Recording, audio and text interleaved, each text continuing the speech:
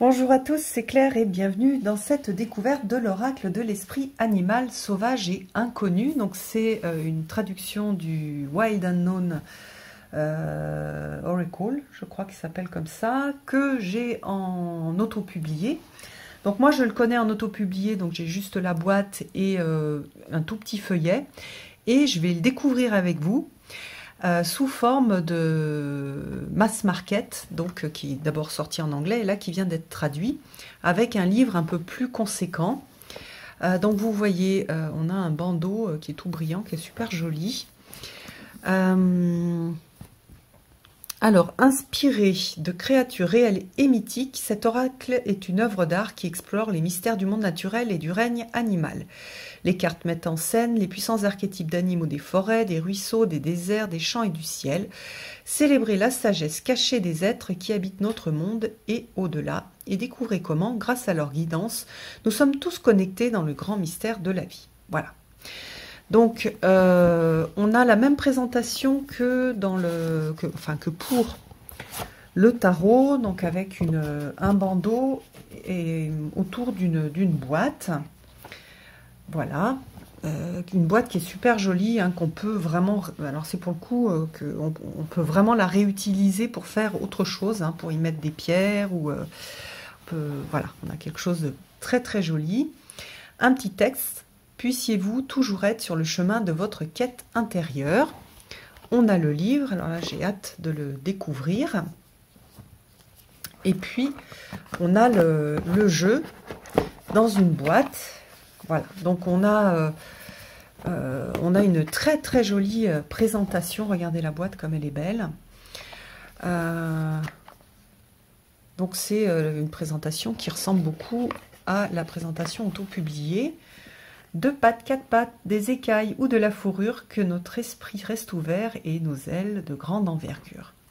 Ah, franchement, la traduction est super. Je ne sais pas si la personne qui a traduit le texte regardera cette review, mais bravo. Voilà, et puis on a les cartes. Ah, avec toujours ça c'est nouveau, mais c'est bien, c'est un petit numéro si on fait s'il y a un problème de qualité. Un ruban, un petit... C'est sobre, mais c'est vraiment joli. Hein. Les boîtes sont magnifiques.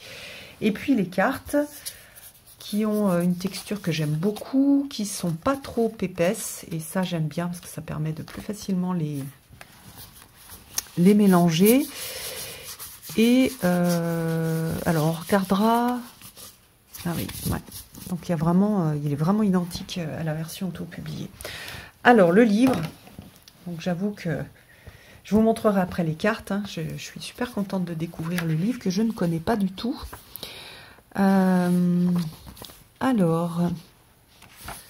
qu'est-ce qu'il y a? Le sommaire, comprendre l'oracle, utilisation de l'oracle, pour approfondir l'esprit animal sauvage et inconnu. Avec la liste. Alors, l'aigle rencontre le lapin. D'accord, donc là, c'est un petit témoignage, une histoire. Il faudra que je la lise.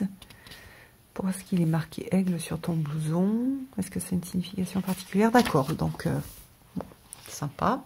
Oh, c'est mignon. Comprendre l'oracle. Alors, depuis la nuit des temps, les animaux jouent un rôle essentiel dans l'histoire de l'humanité. Dans les mythes de la création du monde entier, on trouve des relations complexes et transformatrices entre les créatures animales et les humains. Laissez votre esprit vagabonder loin, vers des temps plus simples et des civilisations anciennes, lorsque des êtres mi-hommes, mi-bêtes parcouraient la terre. Les serpents dans les arbres tentaient les humains avec des fruits, les sirènes chantaient au bord de l'eau, les corbeaux livraient des messages et les poissons chuchotaient des prophéties. C'est sympa, c'est très sympa. Alors, la sélection naturelle. Et oui, il faut sélectionner les animaux. Ça, c'est quand j'ai fait le petit oracle des animaux, c'était pareil. Qu'est-ce que j'avais envie de mettre comme animaux? Qu'est-ce qui avait un sens, etc. Donc voilà. Donc ça, c'est... Elle explique comment elle l'a... Comment est-ce qu'elle l'a créé. Donc après... oui, donc dans le jeu, il y a des familles. Donc on a une famille terre avec les créatures des champs et des forêts, une famille eau avec les créatures des océans, des fleuves et des lacs, le feu, créatures des déserts et des prairies, l'air, les créatures du ciel et l'esprit des créatures de l'éther. Et puis on va retrouver, vous verrez sur les cartes, on va retrouver l'élément associé en haut. Voilà, comme ça on a la famille. Donc là par exemple, on voit qu'on est dans une famille terre. Vous voyez qu'on a l'ours et le ver de terre, qui n'ont pas l'air d'être... Enfin, que moi, j'aurais pas mis forcément dans la même famille. Mais donc, la justification, c'est que ce sont des créatures, soit des champs, soit des forêts. Donc, c'est plutôt le lieu où elles habitent, plutôt que si c'est, par exemple, un mammifère, ou si c'est plutôt un oiseau, ou si c'est plutôt un insecte. Voilà, c'est pas comment dire, c'est pas le type d'animal. C'est là où l'animal vit, qui va donner la famille. Alors, comment est-ce qu'on va l'utiliser? Alors, il y a sur la question de l'animal totem. Qu'est-ce qu'on peut demander? Quelle question? Quelle énergie aiderait à résoudre ce conflit? Que vais-je rencontrer aujourd'hui, pardon? Quelle partie de moi ai-je oublié? Voilà. Quand demander? Le soin apporté à l'oracle. Voilà, mélanger et couper. Qu'est-ce qu'elle dit là? Nanana. Après avoir mélangé les cartes, rassemblez-les, à former une plaie, nanana. Ah voilà, puis on a des tirages. Alors, la carte du jour, le passé, le présent et le futur. Le chemin et l'obstacle. Donc, c'est vraiment des choses très classiques. Le tirage des relations. Qui est intéressant parce qu'il y a une dynamique sombre et une dynamique lumineuse. Tiens, c'est très intéressant ça. Un tirage pour l'année à venir avec les 13 cartes, donc classique. Et puis pour approfondir, alors l'ordre des cartes, la chaîne alimentaire,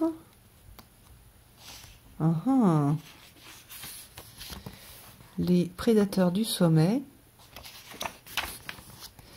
et la relation à la nature. Elle a fait pas mal de choses en fait. Et puis voilà. Alors après on a les cartes terre. Alors qu'est-ce qu'on a? Par exemple sur l'ours, l'éveil du sommeil spirituel, un nouveau départ. Après un long hiver, l'ours sort d'un sommeil profond. Au début, le mouvement et l'effort sont difficiles, mais l'ours sait qu'il est temps de se réveiller et de se diriger vers la lumière naissante. La carte ours représente un individu à l'aube de nouvelles directions et d'une transformation personnelle. Au début, les semaines et les mois de cette quête spirituelle peuvent sembler compliqués, pesants et pleins d'obstacles. Mais vous n'avez pas le choix, mon cher ours. Oui, mais non, vous n'avez pas le choix, mon cher ours.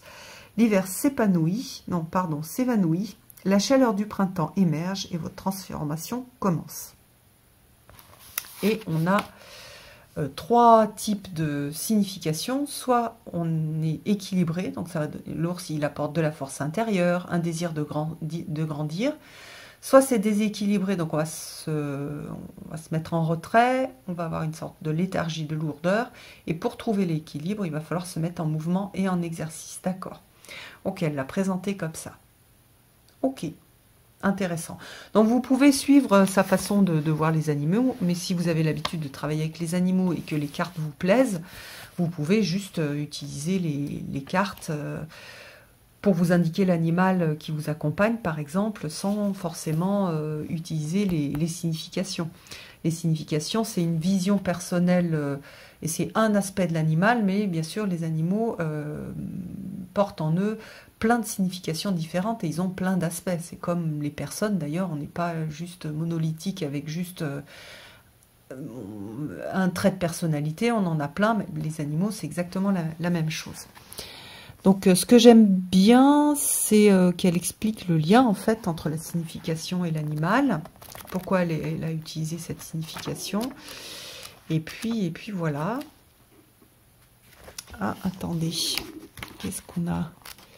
Regardez l'aigle. Qu'est-ce qu'on a à la fin? Ah, les cartes esprit, pardon. Avec le phénix. Et le premier chakra, le serpent de mer. D'accord, ok. avec ici donc un lien avec les chakras. Ok. L'œuf noir et le 5e chakra, la licorne, reconnexion à une sagesse supérieure ou au divin. Et elle correspond au 6e chakra. D'accord, la dernière famille correspond au chakra.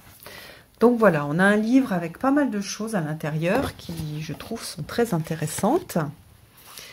Alors après, nous allons regarder les cartes. Alors, donc dans la famille de la terre, on a le ver de terre, l'ours, la souris, que je trouve très mignonne. En fait, ce jeu, je le trouve magnifique. Je ne l'ai pas énormément utilisé dans sa version auto-publiée. Je pense que je vais prendre le temps de plus l'utiliser dans sa version, justement, avec le livre, pour aller explorer sa vision des animaux. Regardez comme il est beau, le cerf. Et donc, bah, si vous avez aimé, et si vous avez le Wild Unknown, enfin le tarot... le tarot... Comment il a été traduit en français? Sauvage et inconnu. Est-ce que c'est noté à la fin? Ah oui, c'est le tarot des mondes sauvages et inconnus. Voilà. Je ne l'ai pas noté, mais je m'en suis souvenu. Donc on a l'araignée, on va avoir le cheval qui est très beau, le crocodile.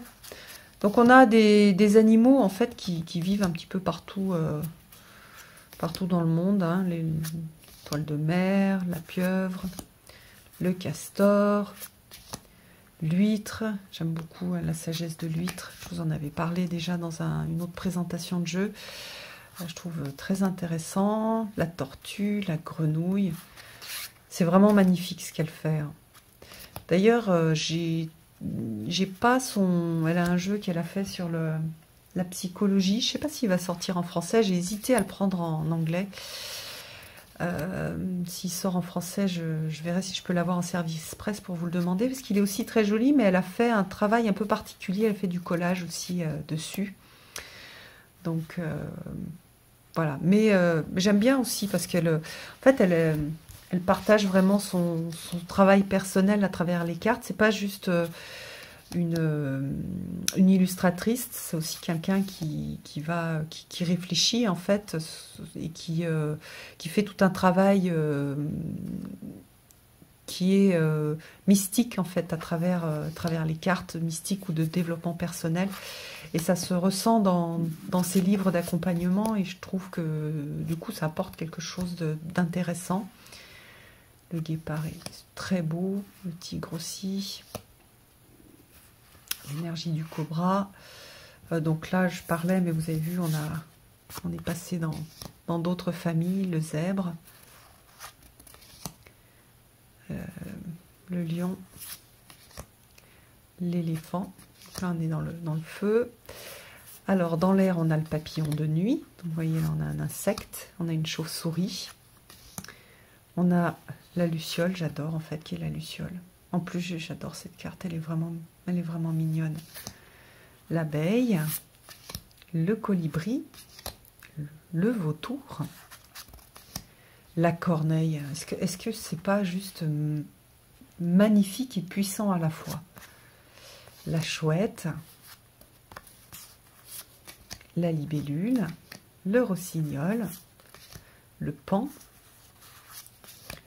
le faucon. Donc en fait, toutes les cartes de l'air, on les reconnaît très facilement parce que les animaux qui vivent dans l'air, on ne se pose pas trop de questions dessus. Et puis ça, ce sont les animaux, on va dire, mythiques qui correspondent au chakra. Donc on va avoir le phénix, le serpent de mer, le dragon, l'œuf d'or, l'œuf noir, la licorne et l'œuf cosmique. Donc voilà pour cette présentation de jeu. Je ne vous ai pas montré le dos qui a sorti aussi au tarot. C'est la même trame mais d'une couleur différente. Ce que j'ai oublié de vous dire, c'est que pour les dernières cartes, pour la dernière famille, on a du doré. sur le symbole. Voilà. Donc, j'espère que ça vous a plu. Je vous embrasse tous et je vous donne rendez-vous pour une prochaine vidéo. À bientôt!